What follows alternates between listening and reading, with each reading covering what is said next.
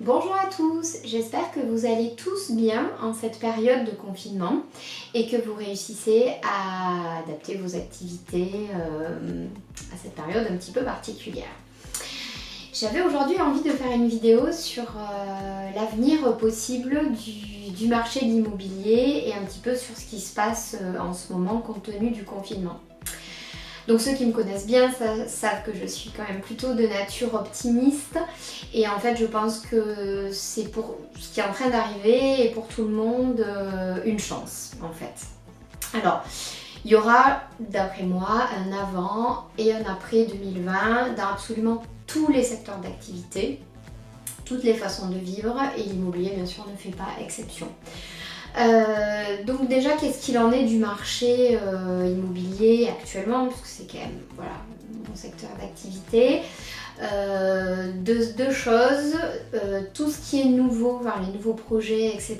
c'est complètement pause, pas possible de faire de visite, pas possible de mettre en vente, pas possible de déménager, de faire un état des lieux à plein d'exceptions près, mais enfin globalement tout nouveau projet est plutôt reporté.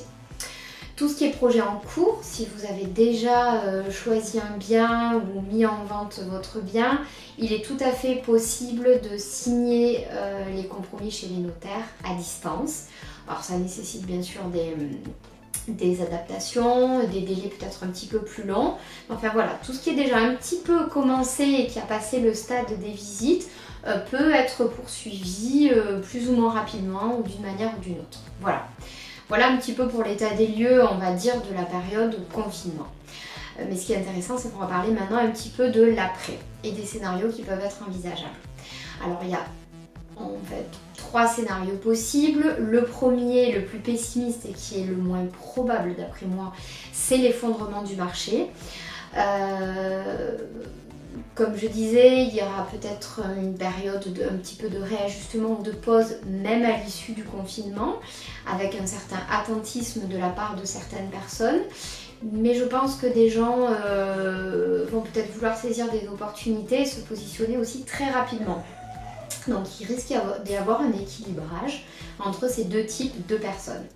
Voilà, ça c'est l'avenir qui nous le dira, mais en fait, il y aura certainement un renouveau.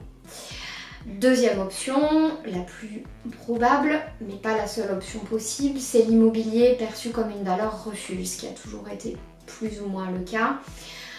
Première chose, un logement n'est pas un bien de consommation comme les autres, il répond quand même à un besoin primaire et élémentaire, à savoir d'avoir un toit sur la tête. D'ailleurs, on s'en rend compte quand même aujourd'hui de manière assez prégnante. Bien sûr, au-delà de ce besoin primaire, il y a les besoins, on va dire, psychologiques, en fait, qui tournent autour du logement. Se sentir bien chez soi, s'épanouir, se sentir relié à une communauté. Et encore une fois, cette période est un véritable révélateur et catalyseur de ce bien-être, en fait, qu'on recherche. Pour ces deux raisons précédemment évoquées, bien évidemment, l'immobilier va rester un choix pour de nombreuses personnes d'investissement, que ce soit en résidence principale ou pour faire de la location. Voilà. Une petite tendance qui peut poindre, c'est que les logements en fait de qualité où il fait bon vivre vont être certainement très plébiscités et recherchés, ou du moins les gens vont peut-être aménager leur logement dans ce sens, donc c'est-à-dire avec un extérieur ou au moins de la lumière ou une vue, de bons aménagements. Ça, c'est des tendances qui peuvent ressortir. Troisième possibilité, alors là ça va être beaucoup plus large, ça peut être l'éclosion de nouveaux modèles. Donc ceux qui nous suivent savent déjà qu'on a fait de nombreux articles sur par exemple les tiny house, donc vivre dans des espaces plus petits et en lien avec la nature, un peu difficile en ville je pense, en tout cas à Toulouse. Créer ou vivre dans un habitat collectif ou participatif, alors ça existe déjà, peut-être de nouvelles formes peuvent émerger. Pour la partie ville, il y a le côté réinventer les villes en tablant davantage sur la végétalisation, la relocalisation de la consommation Il existe des oasis, des noyaux urbains, voilà, tout ça c'est des choses qui peuvent éclore de manière plus généralisée, même si ça existe déjà. La généralisation du télétravail, enfin, qui va certainement redéfinir les façons aussi de vivre chez soi. Consommation plus locale, plus raisonnée, j'en ai parlé déjà un petit peu avant, mais tout ça aura forcément des impacts sur les manières de vivre son logement. Et des nouvelles choses qu'on ne connaît pas encore et qui vont certainement être inventées tous ensemble. Voilà.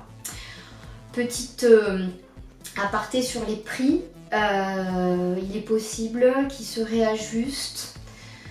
Ça je pense que c'est quand même un petit peu trop tôt pour en parler et tout dépend aussi des modèles qui vont éclore à l'issue de la période de confinement et dans les mois qui vont suivre. Mais je reste optimiste sur le fait qu'il y a de nouvelles choses positives, dynamiques à créer tous ensemble. A très bientôt et bon courage!